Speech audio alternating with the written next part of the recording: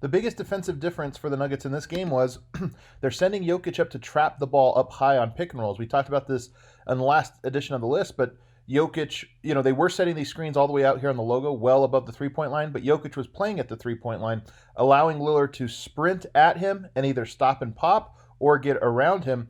Now the Nuggets are coming all the way up. Facu kind of gets grabbed and slips a little bit, but this is supposed to be a trap. Nonetheless, it works the exact same, and they get the ball to Nurkic on the roll, hoping they can get a 4-on-3. If two players trap, you have a 4-on-3. But the difference is, would you rather have Damian Lillard attacking Jokic downhill, or would you rather play 4-on-3 and make, or 3-on-4 and make Nurkic have to make reads? Denver made their choice, and you could see Aaron Gordon's prepared for this. This is clear of the game plan now. He's all the way in the restricted area. As soon as the pass goes, he jumps outside the paint to give full help, and now you have two guys guarding three on the backside. Jokic hustles back, pumps him off, and everybody rotates back to their original man, and they snuff out the play.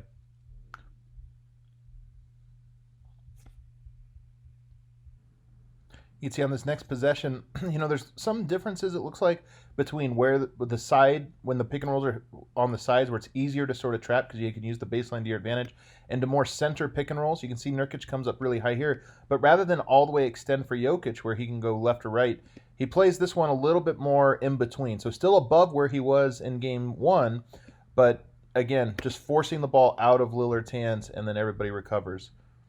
The camera glitches here, but Denver was able to get a steal on that possession. Another example here. So here's another high screen. I mean, look at how high they always are. But Jokic above the three-point line now. He's vulnerable to people attacking. Michael Porter does a better job of stunting and staying in. Robert Covington only took a couple shots in this game, only made one.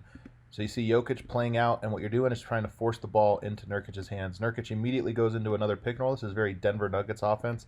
Secondary pick and roll. But now Jokic, now it's not Damian Lillard, not C.J. McCollum, Norman Powell, who's a good player, but Jokic doesn't allow him to turn the corner there and gets the stop.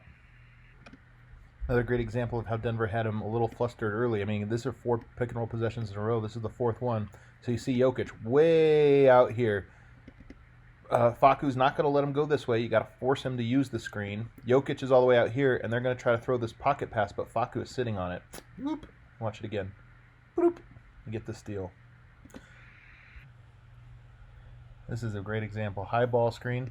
Jokic all the way up. Try to sneak it to Nurkic, and here it is. 4 now on 3, but this is what you want. Make Nurkic the playmaker. Watch here. Another thing I talked about was try to force him. Facu actually didn't do a great job. Nurkic just makes the bad read. Force him to his left hand, not his right. Nurkic, not a great finisher anyway, but really bad going to his left. Okay going to his right. Here he Euro steps, tries to go around, shoots this little flip going to his left. Wants a foul, but I mean, Facu is there and planted. That's what you want to do. This is how you beat him. Nurkic is good. He might end up with a 30-point night, but is different than allowing Damian Lillard to get in here and then force all the rotations as the ball moves around the horn. Here's the C.J. McConnell pick and roll.